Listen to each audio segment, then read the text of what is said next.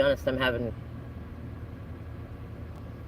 having myself think a lot about inner peace right now because this last week, my youngest son Joey, who's been with my DM Rudy Bug, told me that he was attacked by Carmick Tina's oldest son, who is an adult, Eli, who tried to create blackmail on him when my son was playing video games or playing some sort of thing with Tina's youngest daughter and another child, a friend of the family.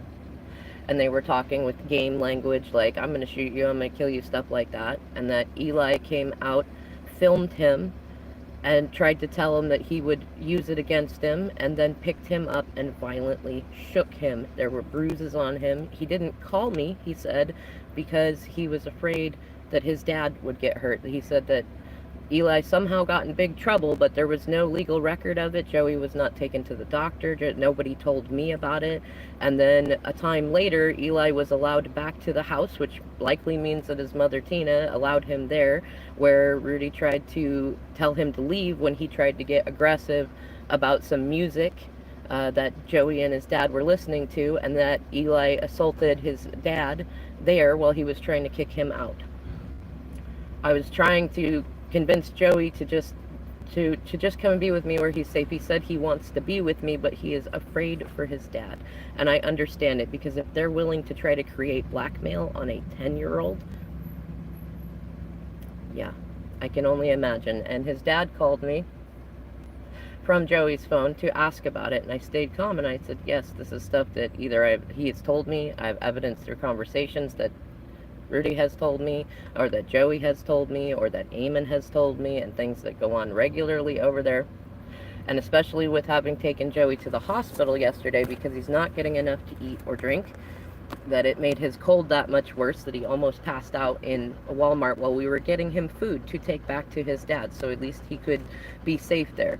Now, I know that his dad has obviously been trying to protect him from Eli, but I have no idea how much this has gone on. His dad got injured on his leg. They somehow, it was one of those like, oh, I just fell, or it was my fault, I made them mad sort of thing. And that was last year, and that's when his dad stopped trying to come around and stopped trying to do stuff as much. And he already told me about times when there was knives under the pillows and like all the craziness that goes on. I have a feeling that that is how they are getting him to do it. When he called me on the phone, and I wasn't going to argue with him. I feel bad for him. I want him to be safe too. My boys are so fucking worried about him, and so am I.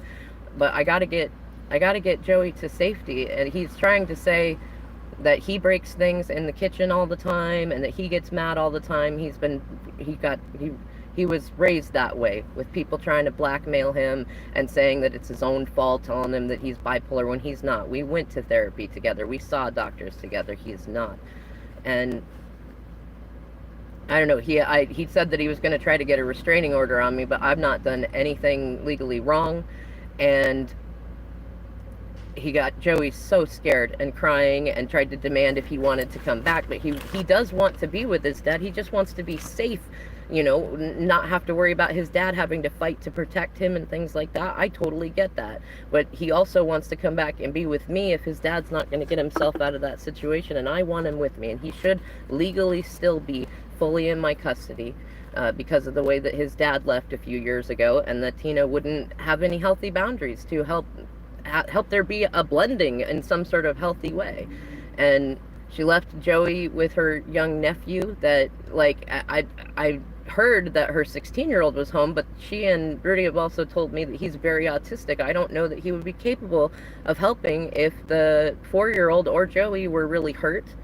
And, like, I know that there's a lot of stuff that even I don't have all the information. They don't allow him to talk to me. He's trying to change the story, say that half the stuff he told me was him, and things like that. But it's time to get Joey to safety. And and apparently my parents are trying to say, like, there was at the funeral, which Eamon asked if he could go to. He went there, and they had invited my parents because my parents told them that we were making up that they attacked my oldest son, and are trying to make up a whole bunch of nonsense about me stealing stuff from them, and that my son had a panic attack when he was there, because they were they put themselves like right behind him and tried to go and talk to him. He wasn't ready yet after being attacked. Like, no. And he was brave enough to go, and I trusted his dad would protect him if they did anything. It sounded like he did, but I don't know for sure, because now he's trying to suggest that I sent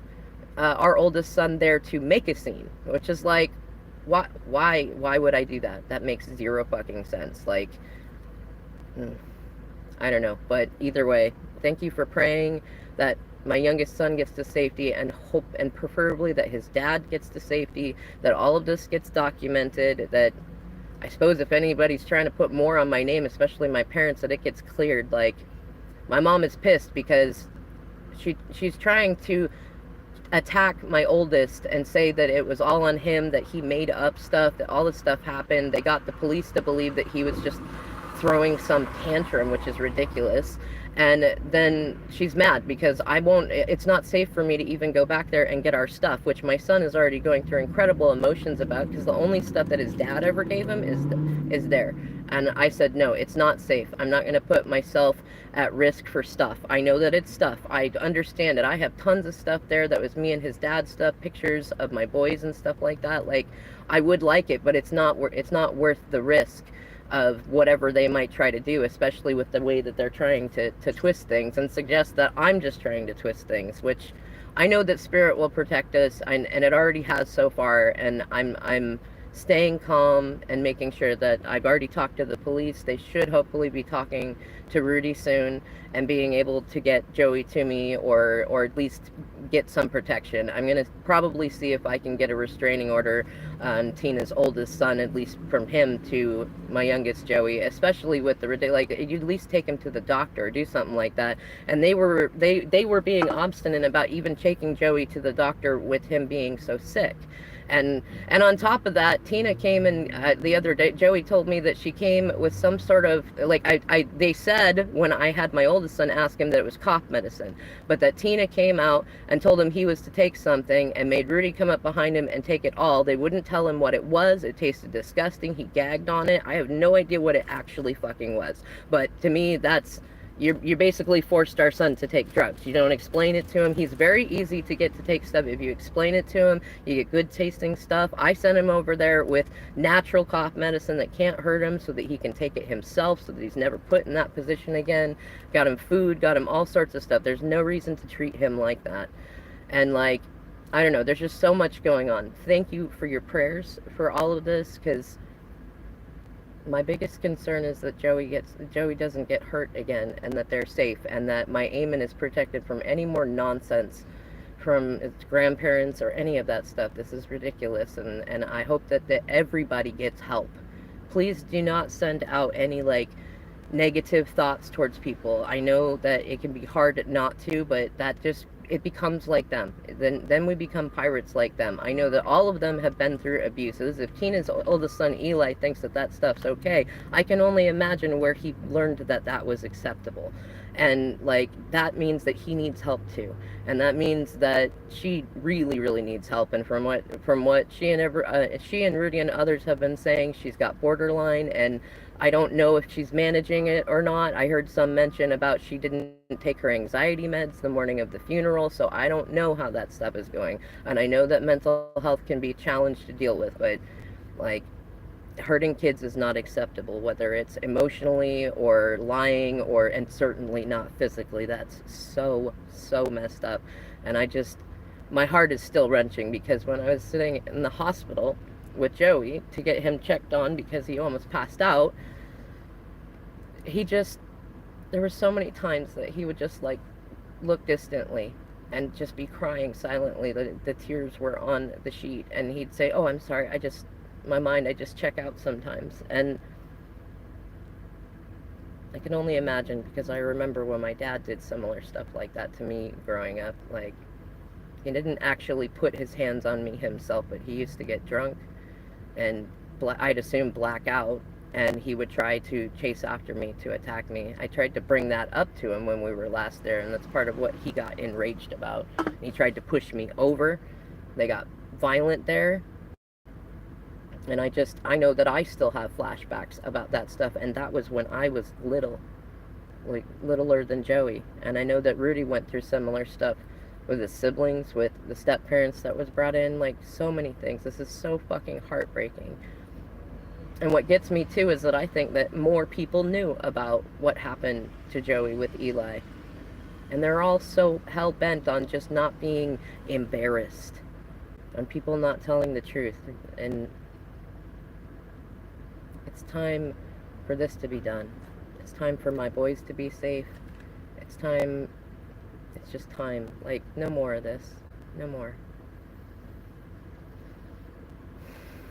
And you know, I mean, if we have to, then me and the boys will just move forward into our lives and let everything else go. I want their dad to be safe. I know that Spirit will protect him. He's their dad.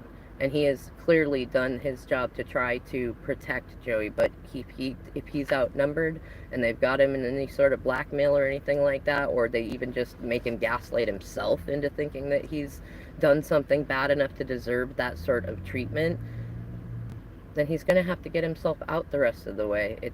We've been separated for a long time, and I love him, and I do consider him my DM, though we don't have to be together, and like that stuff doesn't. It's so immature to play those games, to try to make it about that. That's what everybody thought that me doing my healing and speaking the truth about all this nonsense was about, and it's like, no, if he wants to stay in that environment and risk himself more, that's his choice, that's his freedom, because unlike everybody else, I actually do respect his choices, even if I don't like them, even if it might take him. I'm disgusted, because I tried to get help before, like from his sister, when I told her that I was worried he might either take his own life or that they might do something to him, she said, so what? That's what she told me, that they would rather nail his balls to the wall. Like, you know what? I could understand if this was just a simple situation where he was just being a jerk. But he's not. He's not. And we have evidence that he's not.